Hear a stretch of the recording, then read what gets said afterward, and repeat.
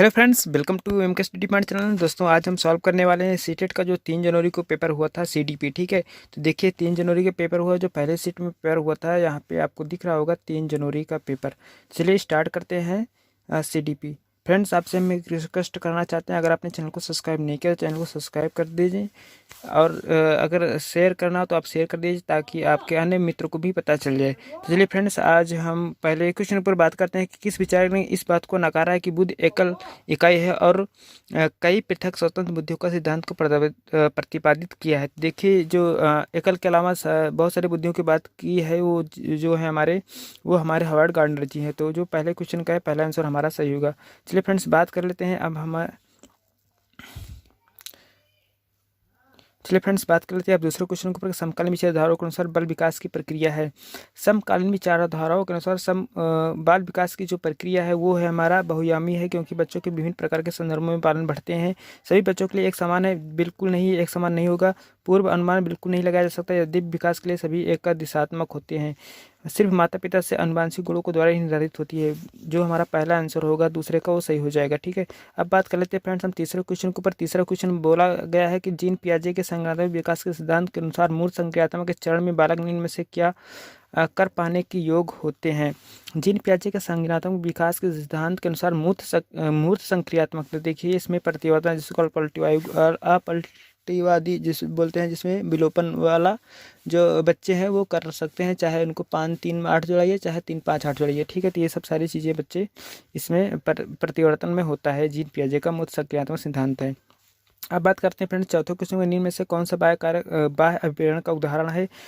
चलते हैं विकल्प के ऊपर। सितारा अपने सत संतोषण के लिए अपने बड़ों से नियमित तौर पर प्रस्फुट लेती है। अपनी व्यक्ति अभिरुचि एवं अपनी क्षमताओं को बढ़ाने के लिए कुलमित क्रियाकलाप को नियमित करती है।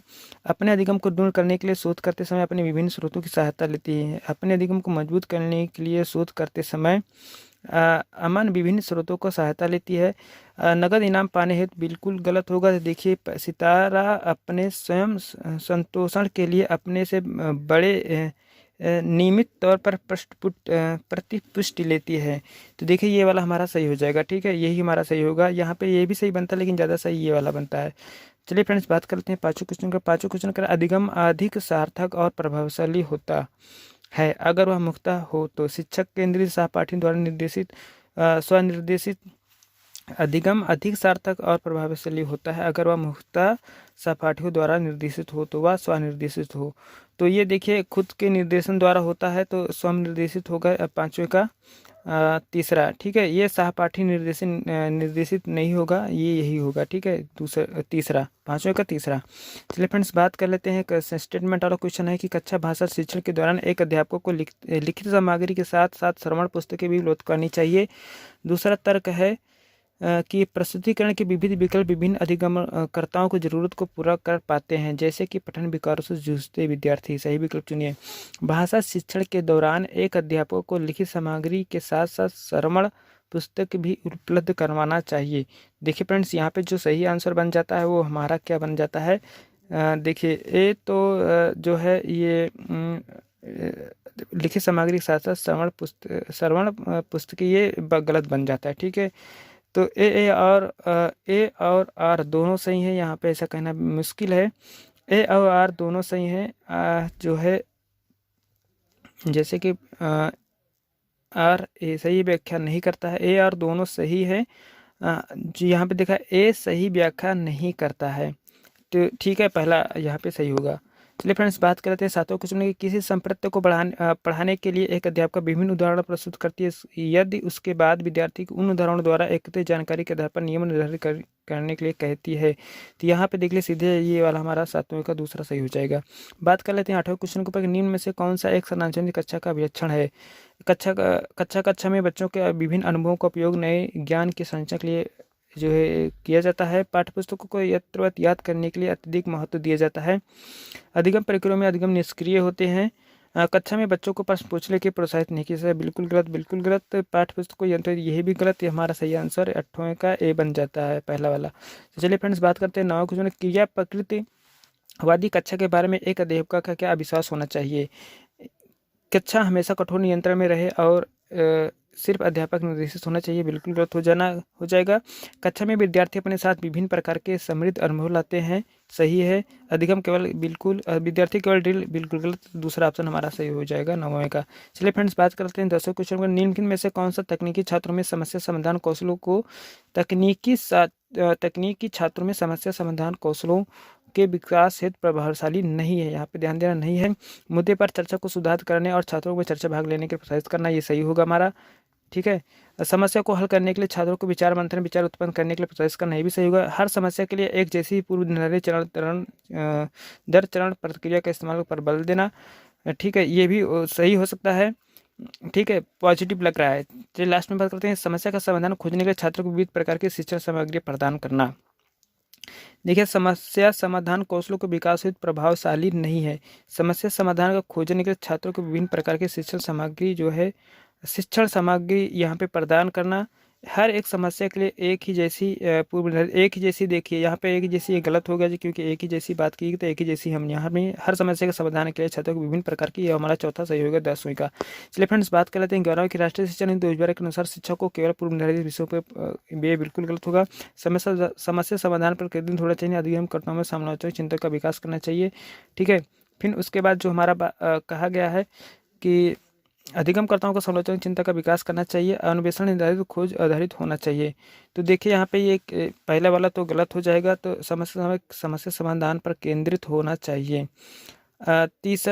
दूसरा तीसरा चौथा कहाँ पे है? दूसरा तीसरा चौथा तो कहीं है ही नहीं है, केवल ये वाला ऑप्शन दिया गया है, लेकिन विकल्प में भी सारे ऑप्शन में वन है। तो यहाँ पे हमें ये तो निगेटिव पॉइंट बन जाता है, परंतु हम अगर पॉजिटिव बेस से भी अगर देखें तो केवल शामिल करते हुए चौथे ऑप्शन को हम सही मानते हैं अपनी तरफ से। देखिए ये असमंजस में है, ठीक है फ्रेंड्स, तो यहाँ पे ज़्यादा सोचे मत, ये जो है क्या आयोग मानता है इस पर निर्भर रखता है। चलिए फ्रेंड्स, बात करते हैं 12वें क्वेश्चन में।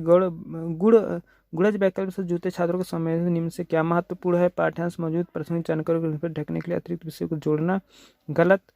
यहाँ पे विद्यार्थियों को दिशा आधारित परिक्रम कैलकुलेटर गणित संबंधी परिचय उपलब्ध करना, बिल्कुल गलत। कार्य को पूर्ण करने के सख्त बाधाएं निश्चित करना, बिल्कुल गलत। विद्यार्थियों ये वाला हमारा सही होगा 12वें का। 13वें का बात कर लेते हैं। निम्नलिखित में कौन सा चरण लॉरेंस कोहलबर्ग द्वारा दिए गए नैतिक विकास के सिद्धांत में शामिल नहीं है? देखिए आसान सा क्वेश्चन, यहाँ पे आप ये वाला शामिल नहीं होगा, दूसरा वाला।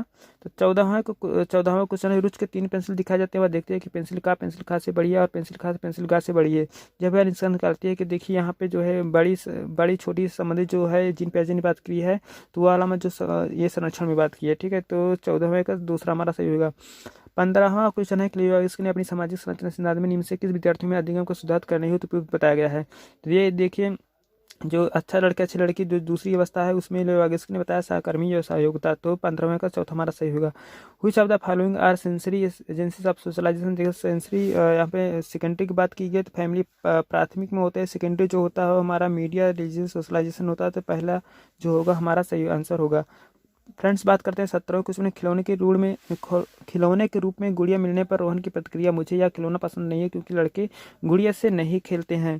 तो देखिए यहाँ पे जो सही हो जाता है, यहाँ पे सही हो जाता है जेंडर रूढ़िवाद का चौथा। 17वें का चौथा हमारा सही होगा। अब बात कर लेते हैं 18वें। निम्न से कौन सा विचारधारा बच्चों के अधिगम में अवरोधक है? त्रुटियों अधिगम की संक्रामक समझ अंतरालों की जानकारी दे।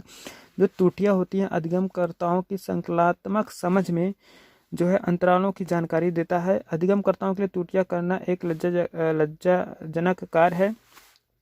तो ये देखो शर्माना और रमाना, ये जो है ये हमारा पॉजिटिव बनता है, ये हमारा जो है अवरोधक है, तो ये हमारा सही होता है 18वें का दूसरा। बात कर लेते हैं फ्रेंड्स कि 19 के। एक दृष्टिबाधित बालकों विद्यार्थियों के लिए निम्न में से कौन सी सामग्री लाभदायक नहीं होगी? देखिए ये साबित सही होगा। स्पर्शिक ग्लोबल, ये ब्रेनली की पुस्तकें, छोटे अक्षर वाली पुस्तकें, ये बिल्कुल साबित नहीं होगी दृष्टिहीन बालकों के लिए। तो 19 का चौथा हमारा सही बन जाता है। बात करते हैं फ्रेंड्स 20 वाले क्वेश्चन को। पाठ्यक्रम को जल्दी पूरा करने के लिए एक शिक्षिका हमेशा अपनी पसंद के कुछ ही बच्चों से उत्तर पूछती है। अपने पसंद के ही कुछ बच्चों से प्रश्न पूछ लेती है। शिक्षिका द्वारा किया गया कार्य पाठ्यक्रम को पूरा करने हेतु नियोजित है। यह सभी विद्यार्थियों के समान सम्मिलित को सुनिश्चित करने में प्रभावशाली होगा। बिल्कुल जो है यहाँ पे देखिए ये बनता है थोड़ा, विद्यार्थियों को समान अवसर के लिए संचित दिए, ज़्यादा हमारा सही बन जाता है तीसरा ऑप्शन। 20 का हमारा तीसरा ऑप्शन सही होगा। फ्रेंड्स, बात करते हैं हम कथन स्टेटमेंट वाला क्वेश्चन। कक्षा में मूल्यांकन के शिक्षकों को विविध विधियों का प्रयोग करना चाहिए, ठीक है। मूल्यांकन के लिए विविध विधियों का प्रयोग करना चाहिए, बात सही है। और एक कक्षा में बच्चों की सफलता और असफलता पर केवल पेंसिल परीक्षा के द्वारा सही और पूर्ण रूप से निर्धारित किया जा सकता है। तो देखिए ये गलत है, ठीक है, ऐसा नहीं है, ये सही है लेकिन आर गलत है, बिल्कुल ये वाला हमारा सही बन जाएगा। तो 22वें क्वेश्चन को बात करते हैं, एक विकल्प चुनिए जो उन संदर्भों को सही चुनाव करता है जिन बच्चों के लिए अधिगम हो पाता है, खेल कूद घर कक्षा कक्ष। तो देखिए यहाँ पे जो हमारा होगा खेल कूद घर कक्षा कक्ष सब सारी चीज़ है, तो 1 2 3 ये वाला हमारा चौथा ऑप्शन हमारा 22वें का सही होगा। बात करते हैं फिर 23 क्वेश्चन पर, एक अध्यापक अपनी कक्षा के लिए वैसे सामाजिक संरचनावादी सिद्धांतों पर आधारित शिक्षण अधिगम प्रक्रिया तैयार करना चाहती है।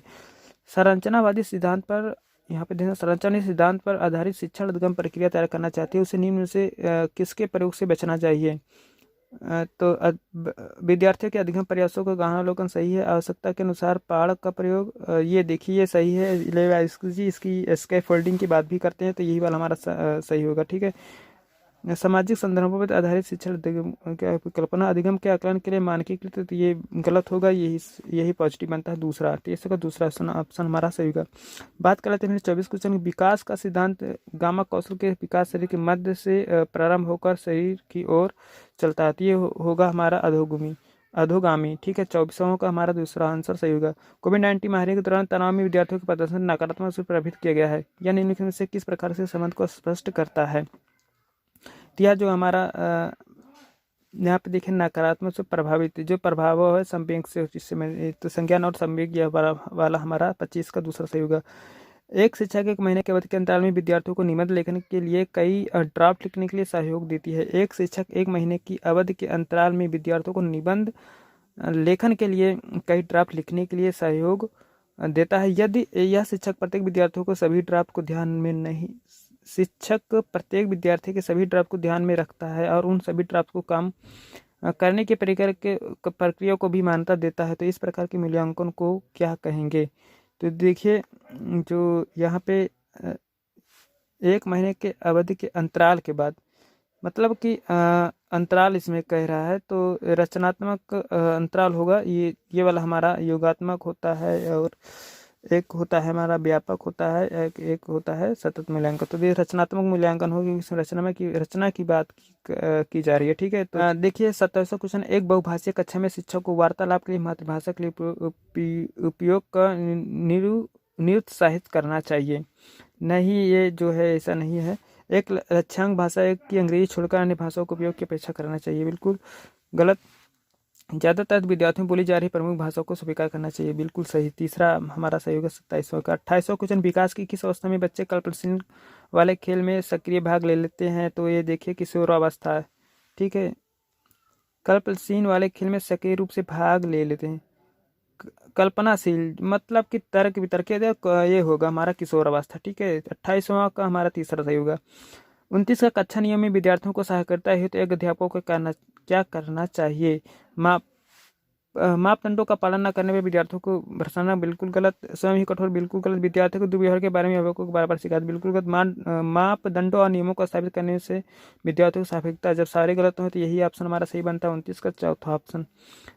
चलिए फ्रेंड्स, लास्ट क्वेश्चन पे बात कर लेते हैं। CDP का एक सृजनात्मक बालक में निम्न से कौन से गुण मौजूद होंगे। अपसारी चिंतन, ठीक है, अपसारी चिंतन बिल्कुल सही है, अपसारी चिंतन मौजूद होगा। अब अभिसारी चिंतन नहीं मौजूद होता। अमूर्त चिंतन की योग्यता भी होती है, क्योंकि वो सृजनात्मक बच्चे होते हैं। नवीन अमूर्त उत्पादन की योग्यता, तो यहाँ पे 1 3 4 कहाँ पे, ये देखो लास्ट वाला हमारा 30 का चौथा जो है ऑप्शन सही होगा। तो फ्रेंड्स इस प्रकार से जो है जो 3 जनवरी में पहले शिफ्ट में पेपर हुआ था CDP का, वो पूरा CDP का 30 क्वेश्चन सॉल्व हो चुका है। आप लोग मिलान कर लीजिए आपको कितना बना। देखिए यहाँ पे एक क्वेश्चन है जो असमंजस में है, तो उसको लेकर आप लोग ज़्यादा भ्रमित ना हो, वो आयोग को ऊपर है कि उसको जो है क्या मानते हैं, ठीक है फ्रेंड्स। तो अगर आपको वीडियो पसंद आई हो तो वीडियो को सब्सक्राइब और लाइक शेयर जरूर करें फ्रेंड्स। एक सब्सक्राइब करने से आप जो है हमको एक मोटिवेशन मिलता है, और हमको अच्छा भी लगता है कि हाँ लोग पसंद कर रहे हैं। फ्रेंड्स आप वीडियो को सब्सक्राइब जरूर करें, ठीक है फ्रेंड्स। तो मिलते हैं नेक्स्ट वीडियो में, थैंक यू।